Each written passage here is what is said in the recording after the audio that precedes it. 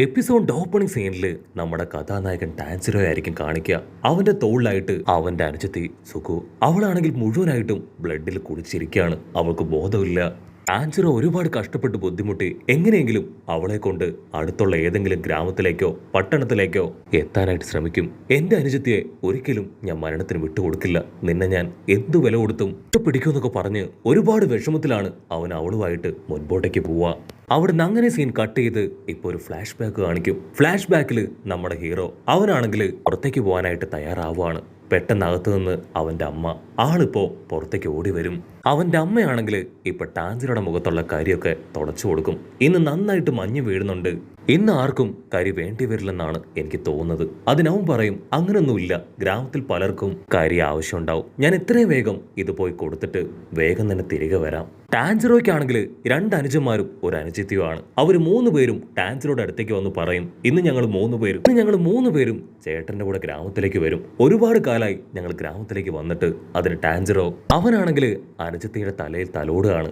നിന്നെ ഉറപ്പായാലും ഞാൻ കൊണ്ടുപോകും, പക്ഷെ ഇന്ന് എനിക്ക് പറ്റില്ല. അടുത്ത തവണ ഷുവറാണ് ഞാൻ കൊണ്ടുപോകുമെന്ന് പറഞ്ഞ് ഇപ്പോൾ അനിയൻ്റെ അടുത്തേക്ക് വരും. ഞാൻ വരുമ്പോൾ നിനക്ക് ഒരുപാട് മിഠായി വാങ്ങിക്കൊണ്ടുവരും. അവസാനമായിട്ട് അവൻ്റെ രണ്ടാമത്തെ അനുജനോട് പറയും, ഞാൻ പെട്ടെന്ന് വരും, അപ്പോഴേക്കും നീ കുറച്ച് വിറകുകളൊക്കെ വെട്ടിവെക്കണം, ഞാൻ വന്ന് നിന്നെ സഹായിക്കാമെന്ന് പറഞ്ഞ് ടാൻസിറോ അവൻ കളക്ട് ചെയ്ത് വെച്ച കരിയുമായിട്ട് ഇപ്പൊ ഗ്രാമം ലക്ഷ്യമാക്കി അങ്ങനെ നടന്നു നീങ്ങും. അല്പ ദൂരം നടന്ന് മുൻപോട്ടേക്ക് വരുമ്പോഴായിരിക്കും ടാൻസിറോയുടെ തൊട്ട് താഴെയുള്ള സഹോദരിയെ അവൻ കാണുക. അവളാണ് സുഖോ. അവളാണെങ്കിൽ അവരുടെ ഏറ്റവും ഇളയ അനുജനെ താരാട്ട് പാടി ഉറക്കുകയാണ്. അവളോടും യാത്ര പറഞ്ഞ് ടാൻസിറോ മലയൊക്കെ ഇറങ്ങി ഇപ്പൊ ഗ്രാമത്തിലേക്ക് വരികയാണ്. ഗ്രാമത്തിലുള്ള സ്ത്രീകൾക്കെല്ലാം തന്നെ ടാൻസിറോയെ ഭയങ്കര കാര്യമാണ്. ടാൻസിറോ നീ വന്നോ, ഞങ്ങൾക്ക് എല്ലാവർക്കും ഇന്ന് കരി ആവശ്യമുണ്ടെന്ന് പറഞ്ഞ് അവരെല്ലാവരും അവന്റെ കയ്യിൽ നിന്ന് കരി വാങ്ങുകയാണ്. അപ്പൊ ദൂരത്തായിട്ട് ഒരു പയ്യനെ ഒരു സ്ത്രീ ഇട്ട് തല്ലിക്കൊണ്ടേയിരിക്കുകയാണ്. അവനാണെങ്കിൽ ഓടി വന്ന് ടാൻസിറോട് സഹായം ചോദിക്കും. ഞാൻ ഈ പാത്രം പൊട്ടിച്ചു എന്ന് പറഞ്ഞാണ് ഇവരെന്നെ തല്ലുന്നത്, പ്ലീസ് നീ ഒന്ന് സ്മെല്ല് ചെയ്ത് നോക്കി സത്യം എന്താണെന്ന് ഇവരോട് പറയണം. ടാൻസിറോ ആണെങ്കിൽ സ്മെല്ല് ചെയ്ത് നോക്കിയിട്ട് അവരോട് പറയും, ഇത് ഇവൻ ചെയ്തതല്ല, ഒരു പൂച്ചയാണ് തട്ടി ഈ പ്ലേറ്റ് പൊട്ടിച്ചത്. ആക്ച്വലി നമ്മുടെ ടാൻസിറോയ്ക്ക് സ്പെല്ലിംഗ് എബിലിറ്റി ഉണ്ട്. അവന് സ്മെല്ല് വെച്ച് പല കാര്യങ്ങളും കണ്ടെത്താനും സോൾവ് ചെയ്യാനും പറ്റും.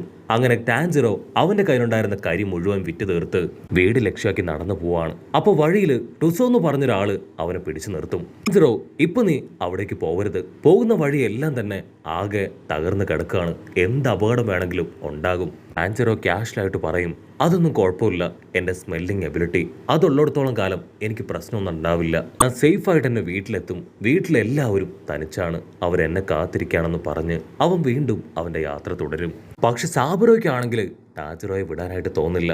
ആള് പിന്നാലെ വന്ന് സാബുറോയെ പിടിച്ചിട്ട് പറയും, ഞാൻ പറയുന്നത് കേൾക്ക്, ഇന്ന് നീ ഇതുവഴി ട്രാവൽ ചെയ്യരുത്, രാത്രിയായ ഡീമൻസ് ഇറങ്ങുന്നൊക്കെ പറഞ്ഞ് അവനെ വീട്ടിലേക്ക് കൊണ്ടുവന്ന് അവന് കഴിക്കാൻ ആഹാരമൊക്കെ കൊടുക്കും.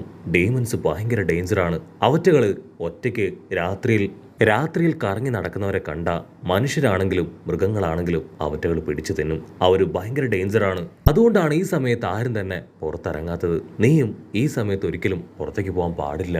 പക്ഷെ നമ്മളെ പ്രൊട്ടക്ട് ചെയ്യാൻ ഡീമൺ സ്ലേയേഴ്സ് ഉണ്ട്.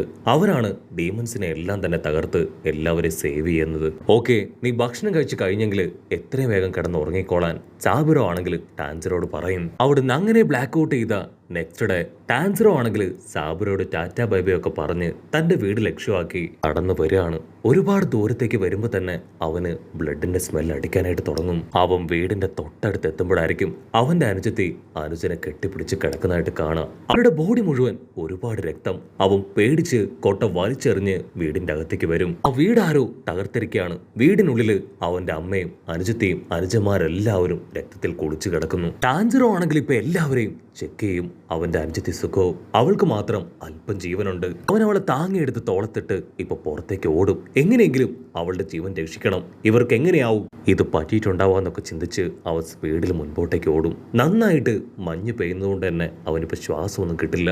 അപ്പോഴായിരിക്കും നെസുകോ അവള് കണ്ണു തുറന്ന് ഇപ്പൊ ടാൻസിറോയെ പിടിച്ച് വലിക്കാനായിട്ട് തുടങ്ങും. അവള് നിലവിളിക്കും. അതില് ടാൻസിറോയുടെ ബാലൻസ് പോയി അവർ രണ്ടുപേരും ഇപ്പൊ ചെറിയൊരു കുഴിയിലേക്ക് അങ്ങനെ അടിച്ചു വീഴും. വീഴ്ചയില് ടാൻസിറോയ്ക്ക് ഒരു സെക്കൻഡ് ബോധം പോവും. അവൻ കണ്ണു തുറക്കും. അവന്റെ അനിയത്തി നെസുകോ അവൾ അവിടെ എവിടെയും കാണാനില്ല. അവൻ പേടിച്ച് ചുറ്റും നോക്കും. അപ്പോഴായിരിക്കും അവളൊരു മരത്തിന്റെ മുകളിൽ നിന്ന് ചാടി അവന്റെ ദേഹത്തേക്ക് വീഴുക. അവളിപ്പോ മുഴുവനായിട്ടും ഒരു ഡീമണായി മാറിയിരിക്കുകയാണ്. ഒരു ഡീമന്റെ ബ്ലഡ് അത് അവളുടെ ശരീരത്തിലേക്ക് പ്രവേശിച്ചാണ് അവളും ഇപ്പൊ ഒരു ഡീമനായത്.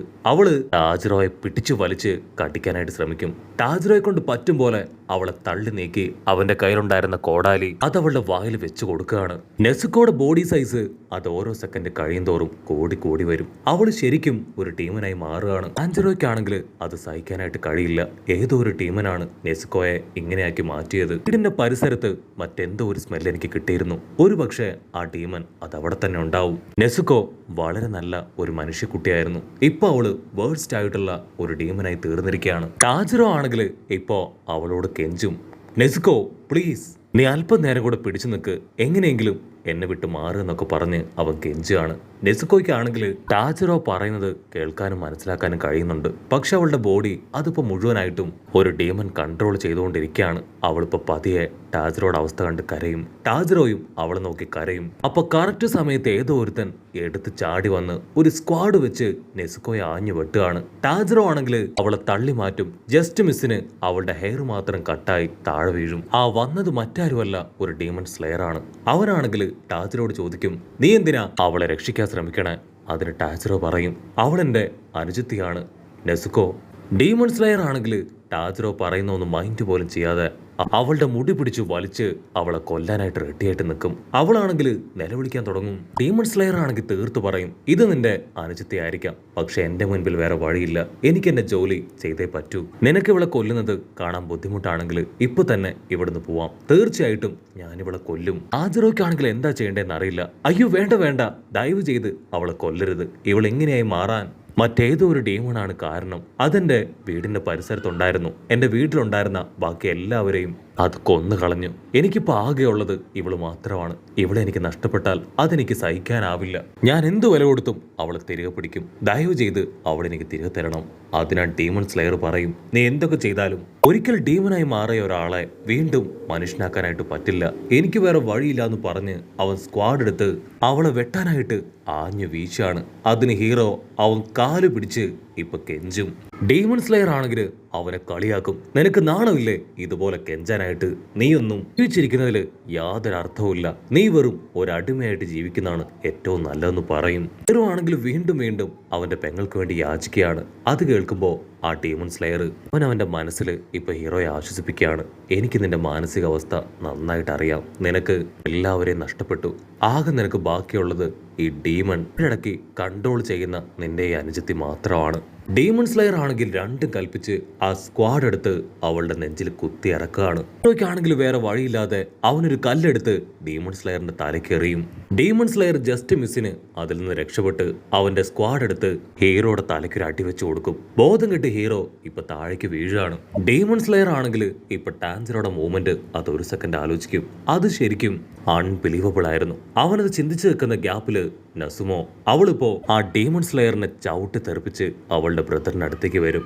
അവൾ അവനെ കൊല്ലാൻ നോക്കുകയല്ല, മറിച്ച് ഒരുപാട് വിഷമത്തില് അവനെ പ്രൊട്ടക്ട് ചെയ്യാൻ നോക്കുകയാണ്.